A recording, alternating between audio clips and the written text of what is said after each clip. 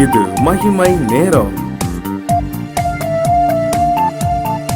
மகிமை டிவி நேயர்களை அன்புடன் வாழ்த்துகிறேன். மகிமை நேர நிகழ்ச்சிக்கு உங்களை அன்புடன் வரவேற்கிறேன். வசனம் இவ்வாறு சொல்கிறது, யோபு 22:18, ஆகையால் துன்மார்க்கரின் ஆலோசனை எனக்கு தூரமாய் இருப்பதாக என்று சொல்லி அங்கே குறிப்பிடப்பட்டிருக்கிறது. நாம் தொடர்ந்து நமக்குள்ளே ஏற்படும் 7 மாற்றங்கள் என்ற தலைப்பின் கீழே தியானித்து வருகிறோம்.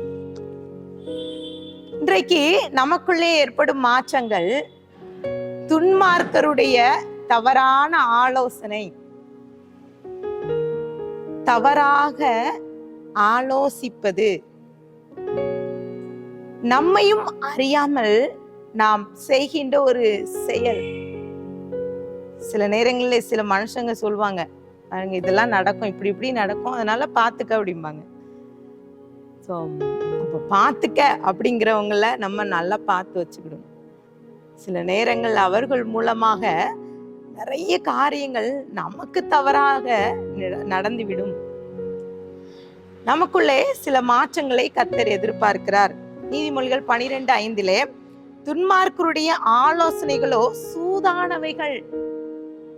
தவறான ஆலோசனை. நம் தொடர்ந்து ஆகாசுர ராஜா வஸ்தியின் அந்த சரித்திர புத்தகத்திலே சில காரியங்களை நாம் தொடர்ந்து தியானிக்கிறோங்க.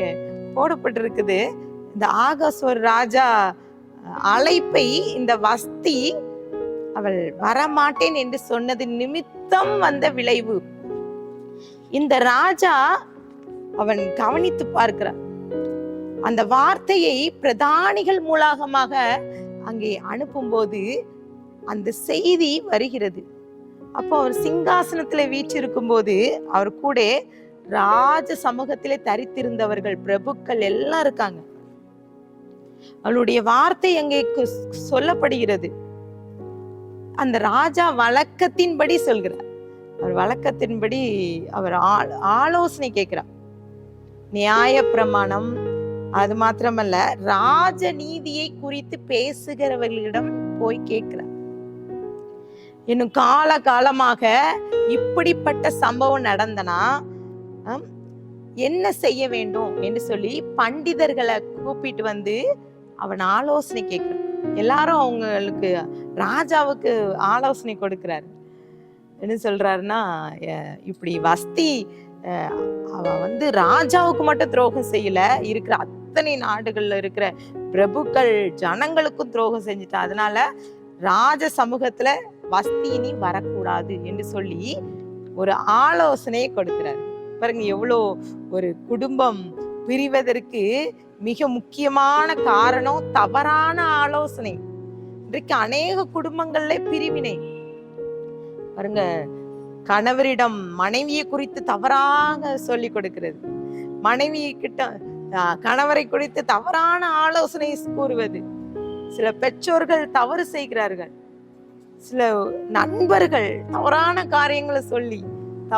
காரியங்களை சொல்லி குடும்பங்களுக்குள்ளே பிரிவினை, தவறான ஆலோசனை. பாருங்க, இந்த வஸ்தி ஆகாசுர ராஜா அவளுடைய வாழ்க்கையிலே நடந்த அந்த காரியத்தின் நிமித்தம் அங்க ஒரு சம்பவம் நடக்குது. பாருங்க, அங்க ஸ்திரீகள், அங்க அந்த பிரபுக்கள் பிரதானிகள் எல்லாம் சேர்ந்து சொல்றாங்க, இந்த வஸ்தி சொன்ன வார்த்தை நிமித்தம் இந்த தேசத்துல இருக்கிற ஸ்திரீகள் எல்லாம் மற்றவர்களை மதிக்க மாட்டாங்க. அவளுக்கு செய்யப்பட்ட அந்த நீதியை, ராஜா செய்த நீதியை குறித்து ஜனங்கள் கேள்விப்பட்டு பயப்படுவாங்க. அப்பதான் அவங்க புருஷனுக்கு கீழ்ப்படிவார்கள் என்று சொல்லி ஆலோசனை கொடுக்கிறார். புதிய சட்டத்தை கொண்டு வர வேண்டும் அப்படின்னு சொல்றார். இனி ராஜ ஸ்திரீயாகிய வஸ்தியின் அந்த பதவி பறிக்கப்பட வேண்டும் என்று சொல்லி குறிப்பிடுகிறார்கள். எஸ்தர் 1:22 இன்னும் ஒரு காரியத்தை சொல்கிறாங்க. பாருங்க, ராஜாவை சேவிக்கிற அவனுடைய ஊழியக்காரர் அவனை நோக்கி, ரூபவதிகளாயிருக்கிற கன்னி பெண்கள் ராஜாவுக்கு தேடுவன், ராஜா தம்முடைய எல்லா நாடுகளிலும் விசாரிப்புக்காரர்களை வைக்க வேண்டும், ரூபவதியாக இருக்கிற சகல கன்னி பெண்களை கூட்டி சூசான் அரண்மனையிலே கன்னி மாடத்துக்கு அழைத்து வந்து காவல் பண்ணுகிறவர் வசத்திலே ஒப்படைக்க வேண்டும். ராஜஸ்திரீ வஸ்திக்கு பதிலாக வேறு ஒரு ஸ்திரீயை அங்கே அழைத்து கொண்டு வர வேண்டும், ராஜாவுக்கு கொடுக்க வேண்டும் என்று சொல்லி தவறான ஆலோசனை கொடுக்கிறார். இன்னும் வசனம் எஸ்தர் 2:4 அப்பொழுது ராஜாவின் கண்களுக்கு பிரியமான கன்னி வஸ்திக்கு பதிலாக பட்டத்து ஸ்திரீயாக வேண்டும் என்றார்கள். அந்த வார்த்தை ராஜாவுக்கு நலமாய் தோன்றினபடியால் அப்படியே செய்தான். பாருங்க, அவன் தவறான ஆலோசனைக்கு செவி கொடுத்து அவன் தவறான காரியத்துக்கு இடம் கொடுக்கான். இதன் நிமித்தம் பாத்தீங்கன்னா 4 வருஷம் அவன் வஸ்தியை விட்டு பிரிந்து அவனுக்கு வேறு எந்த ஒரு காரியத்திலையும் அவன் சமாதானம் இல்லாம குழப்பத்தோடு, பாருங்க 4 வருஷம் வஸ்தியின் இடத்துல வேற ஒரு பெண்ணை தேடுகிறார். நிறைய பெண்களை அழைத்து கொண்டு வராங்க. எவ்வளவு பாவத்துக்கு மேல பாவத்தை செய்யும் வைக்க வண்ணமாக இந்த தவறான ஆலோசனை இருக்கிறது. மார்க் 10:9 ஆகையால் தேவன் இணைத்ததை மனுஷன் பிரிக்காதிருக்க கடவன் என்றார். பாருங்க, நிறைய குடும்பங்கள்ல இன்றைக்கு பிரிவினைக்கு காரணம் தவறான ஆலோசனை. இன்றைக்கு நமக்குள்ள மாற்றத்தை கர்த்தர் ஏற்படுத்த விரும்புகிறார். நாம் மற்றவர்களை மாற்ற வேண்டும் என்று நினைக்கிறோம். மற்றவர்களுக்கு சில காரியங்களை சொல்லி அவங்க மாறணும் இவங்க மாறணும். கர்த்தர் இன்றைக்கு நம்மை மாற்ற நினைக்கிறார். அதுவும் நம்ம தவறான ஆலோசனையை கேட்காதபடி கர்த்தர் கொடுக்கிற ஆலோசனையை கேட்டு நம் ஆண்டவருக்கு நம் பிரியமாய் நடக்கணும்னு கர்த்தர் விரும்புகிறார். கண்களை மூடி ஜெபிக்கலாம். அன்பின் பிதாவே, எங்களோடு பேசியிருக்கீங்க இன்றைக்கு இயேசுப்பா. வஸ்தியின் குடும்பத்திலே அங்க ஆகோஸ்வர ராஜா தவறான ஒரு ஆலோசனை நிமித்தம் அந்த குடும்பம் பிரிந்தது.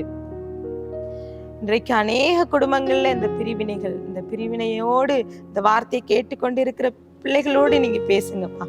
நீங்க சப்பா பிரிந்து கிடந்த குடும்பங்களை இணைத்து வைங்க. இந்த தவறான ஆலோசனை நீ எங்களுடைய வாழ்க்கையிலே வராதபடி எங்களை பாதுகாத்துக் கொள்ளுங்கப்பா. துதிகான மகிமையெல்லாம் நமக்கு ஏறடிக்கிறோம். மீட்பர் மூலம் கேட்கிற பிதாவே, ஆமென்.